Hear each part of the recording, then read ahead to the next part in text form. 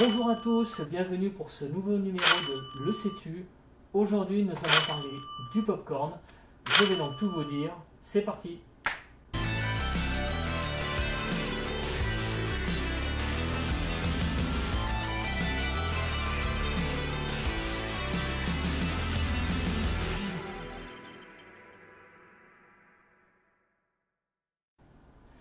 Alors le popcorn, qu'est-ce que c'est? Qu'est-ce que ça veut dire? Le popcorn, ça vient tout simplement de l'anglais qui veut dire maïs soufflé ou maïs éclaté.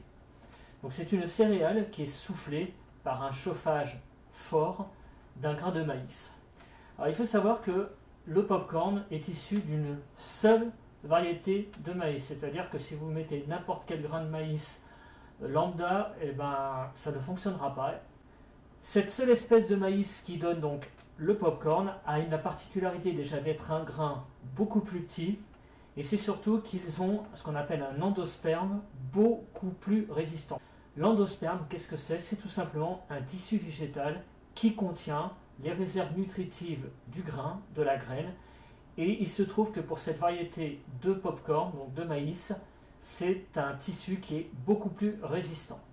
Donc comme je le disais au début, ce mot popcorn vient du mot pop qui veut dire éclater et en anglais acorn qui signifie tout simplement maïs en anglais américain. Alors il existe deux formes de popcorn, la forme champignon et la forme butterfly que je vous indique ici. Voilà.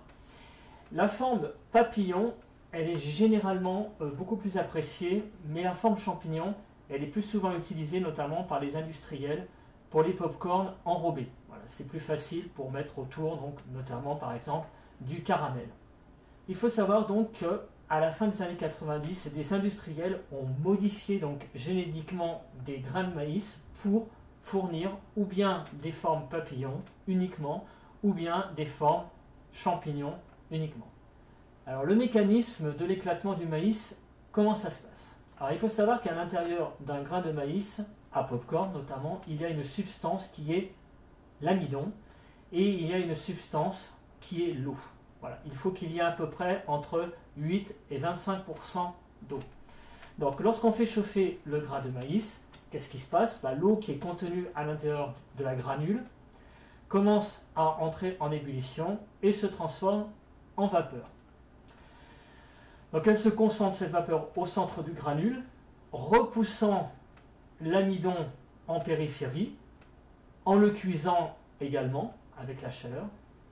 Du fait de la pression de la vapeur, puisque la vapeur a tendance à s'accumuler à l'intérieur du grain, il y a la pression qui augmente, la pression qui augmente, la pression qui augmente, et en général aux alentours de 180 degrés, la vapeur a vraiment un volume beaucoup plus important que l'eau à l'état initial, et du coup l'enveloppe se rompt subitement, et ça fait éclater le grain de maïs. Des études montrent que pour un éclatement optimal, il faut que le grain contienne environ 14% d'humidité. Voilà. Alors le popcorn se consomme selon différentes manières. Il se consomme nature, beurré, sucré, salé, caramélisé, au chocolat, pour reprendre, on va dire, les arômes les plus utilisés. Il faut savoir qu'il est très souvent vendu dans les salles de cinéma.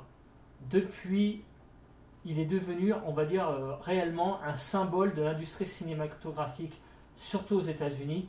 Mais vous le savez aussi bien que moi que dans les grands complexes maintenant qu'il y a en France, généralement, il y a toujours des machines à popcorn dans le hall. Ça sent souvent le popcorn quand on attend dans les files d'attente.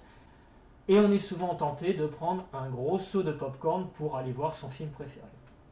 Alors, le popcorn, est-ce qu'il se met au micro-ondes? La réponse est oui. Vous pouvez mettre votre popcorn au micro-ondes dans un plat en Pyrex. C'est même beaucoup plus sain car il n'y a pas besoin, dans ces cas-là, d'une matière grasse pour faire chauffer votre popcorn. Voilà. Donc, moi, j'utilise en général une sauteuse ou un plat à fond épais. Il faut vraiment que le fond soit épais, sinon ça risque de brûler. Voilà.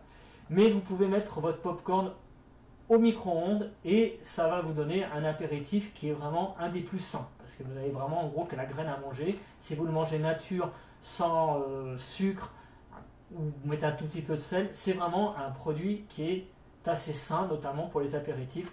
Et vous pouvez le manger, on va dire, de manière en vous lâchant, quoi. Contrairement aux cacahuètes, par exemple, où évidemment c'est bourré de matière grasse. Alors ma position par rapport au popcorn, c'est un produit que j'aime, c'est quelque chose que j'aime vraiment. J'en mange assez régulièrement. Par contre, je le fais moi-même, c'est-à-dire que j'achète les grains, voilà, non cuits, et je le fais cuire moi-même, comme je le disais, dans une sauteuse en général, à fond épais. Alors pourquoi? Parce que c'est vrai que dans le commerce, vous voyez en général des popcorns qui sont faits, voilà, prêts à être consommés, mais je me dis que c'est une hérésie quelque part, parce que bah, voilà, c'est bourré de conservateurs pour les conserver au maximum, donc autant acheter au final les popcorns donc, naturels, les grains de maïs naturels, c'est tellement facile à faire chez soi, puis après on peut le travailler soi-même, rajouter du chocolat ou pas, du caramel ou pas, du sel, comme on veut.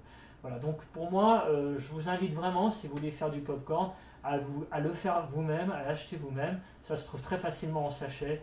En général, dans les rayons où il y a la farine en général. Donc achetez-le et ben, ça vous, je pense, satisfera mieux que d'acheter des seaux entiers de popcorn. En plus, ça prendra moins de place que acheter des seaux entiers de popcorn déjà faits, bourrés de conservateurs.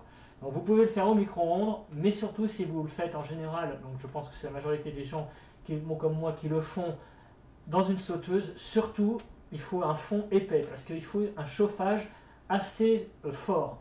Parce que si le popcorn n'est pas assez chauffé fort, il n'éclatera pas. Et si le chauffage est beaucoup trop fort, il va brûler. Et il n'éclatera pas non plus. Donc il faut vraiment un chauffage fort, mais un plat assez épais pour que la chaleur s'emmagasine au fur et à mesure, que ça monte en température assez vite, mais que ça ne prenne pas le grain d'un coup. Voilà. Bah, sur ce, je vous souhaite un bon appétit pour ceux qui vont manger du popcorn. Et on se retrouve pour un nouveau numéro de Le Sais-tu. Merci à tous, bonne journée, bonne matinée selon que vous regardez cette vidéo. Bye bye.